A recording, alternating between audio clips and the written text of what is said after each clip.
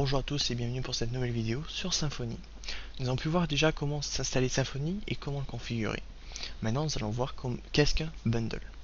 Donc déjà on va qualifier le bundle. Le bundle, on va dire même, c'est une partie de site, une catégorie d'un site. On va par exemple avoir un bundle pour un blog, un bundle pour un système de e-commerce. Donc bon là on va pouvoir encore plus le détailler, dans le sens qu'on va pouvoir avoir un bundle pour les factures, pour les paiements, pour le panier, pour le backend. On peut vraiment spécialiser sur un bundle, vraiment un morceau de site en particulier.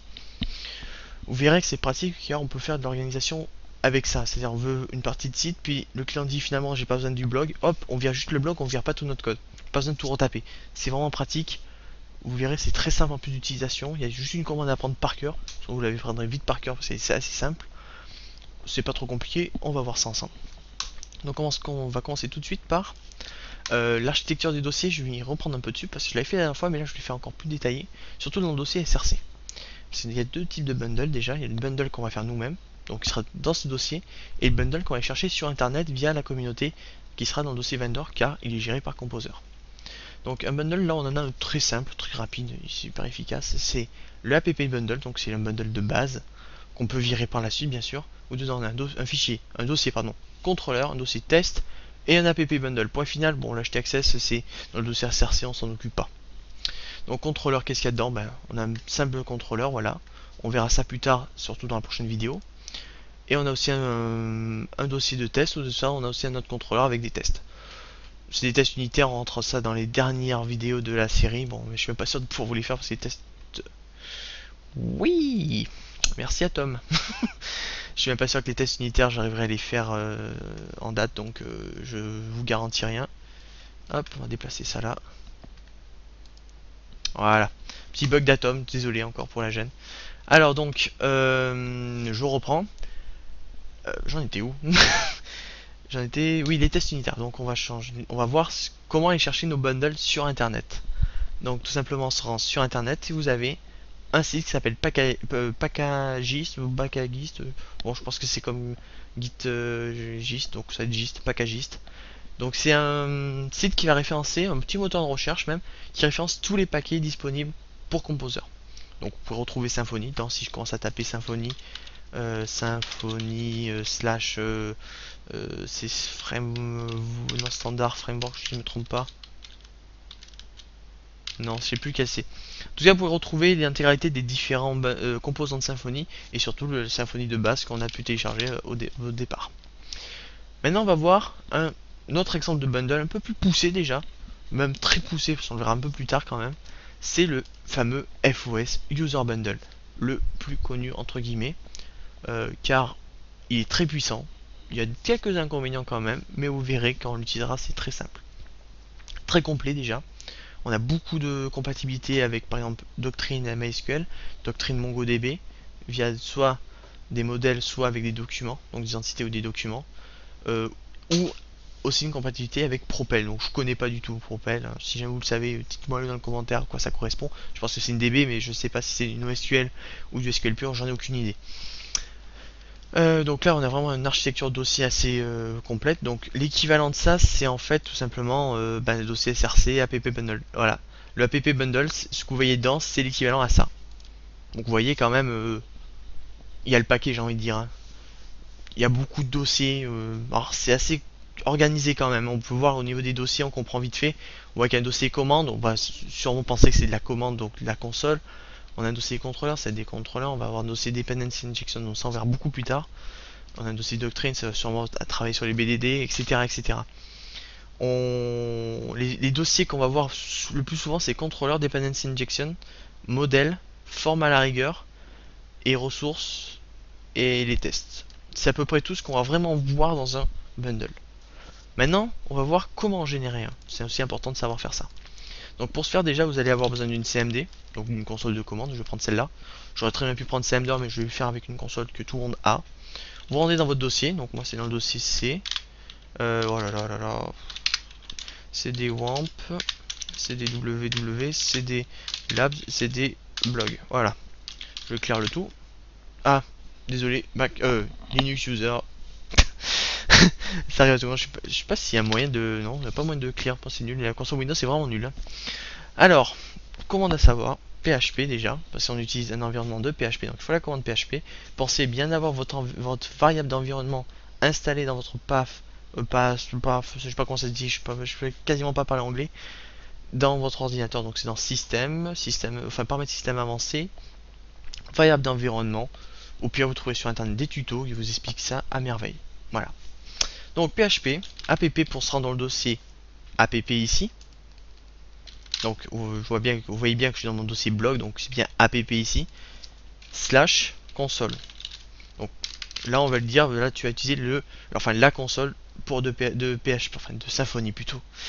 Donc elle est ici, donc on peut regarder ce qu'il y a dedans, c'est pas très clair en fait. On voit bien qu'on est obligé d'utiliser en console, enfin en environnement de console via un environnement PHP. Bon, ça c'est plus pour le Linux hein, qu'on va faire comme ça. Et là on peut voir deux trois petits trucs intéressants à voir. Bon, ça c'est du plus complexe, on va pas le voir ça aujourd'hui, on ne verra même jamais je pense, mais bon. De toute façon il faut pas le modifier de toute manière.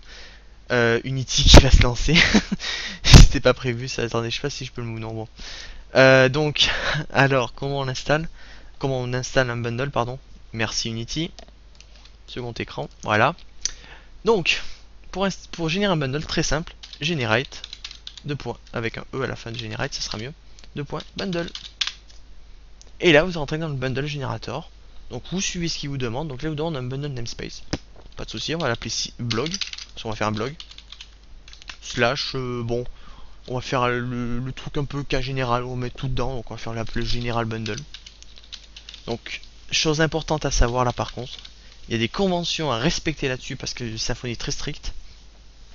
Au niveau des noms des bundles, quand vous le déclarez dans votre bundle generator, c'est toujours le nom du dossier, donc ce sera un sous-dossier, donc on va l'appeler blog, et le nom de votre bundle plus bundle derrière avec un B majuscule et des majuscules comme je l'ai mis là. C'est très important, c'est une convention à respecter. De toute manière, vous pouvez aller le voir, il y a un lien juste ici, vous pouvez aller le voir sur l'interweb, vous aurez votre documentation.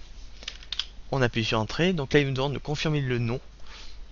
Vous voyez que c'est entre crochets, donc si on appuie sur entrée, ce sera automatiquement pris, donc on va le faire. Il vous dit la target, enfin la cible, enfin le dossier cible, bon, c'est ça, moi je mets dans SRC, donc c'est bon. Et il vous demande une configuration format. Donc là c'est un choix à faire. Moi je recommande YAML, pourquoi? Parce que c'est souvent ce qui est dans les documentations. Si vous êtes un overkill, prenez l'XML. Si vous préférez le PHP pour rester dans un environnement de PHP, je vous souhaite bonne chance, mais prenez le PHP. Vous avez les annotations, mais ça on l'utilise pour autre chose. On va utiliser donc l'YML. Donc, chose importante avec l'YML, pas de tab, il faut faire 4 espaces ou 2, mais c'est très strict là-dessus. Donc là, il vous confirme, enfin, il vous demande une confirmation de génération de la structure des dossiers. Donc, c'est pour ajouter encore 2-3 autres dossiers en plus. Pour le tuto, je vais mettre yes, mais d'habitude, vous mettez no, c'est plus rapide. Donc là, il vous demande une confirmation de génération, tu peux y aller. Il vous demande même de mettre à jour votre kernel Symfony, comme ça, c'est fait. On dit oui, et le routing aussi. Donc maintenant on va voir qu'est-ce qui a été généré. Donc déjà ce qui a été généré c'est dans la config, dans app kernel, ici on peut voir qu'il y a à la ligne 20 une nouvelle entrée, donc une nouvelle ligne, new blog general bundle, blog general bundle. Donc là on voit bien qu'on a notre bundle qui existe. Maintenant on va voir si dans la config on a dans le routing ici un nouveau bloc, blog général, enfin blog underscore général, ressources, add blog bundle, etc. Ça sera le routing, on verra un petit peu plus tard quand même. Et dans notre dossier SRC, on va voir qu'ici on a un dossier blog, qui est un sous-dossier. Dans un autre dossier, pardon, on a le General Bundle, où dedans on a des contrôleurs, Dependency Injection, ressources, test, et on a un petit fichier PHP en dessous, où il n'y a rien dedans, c'est juste une classe vide. Bon, c'est très bien, c'est à marcher à une merveille.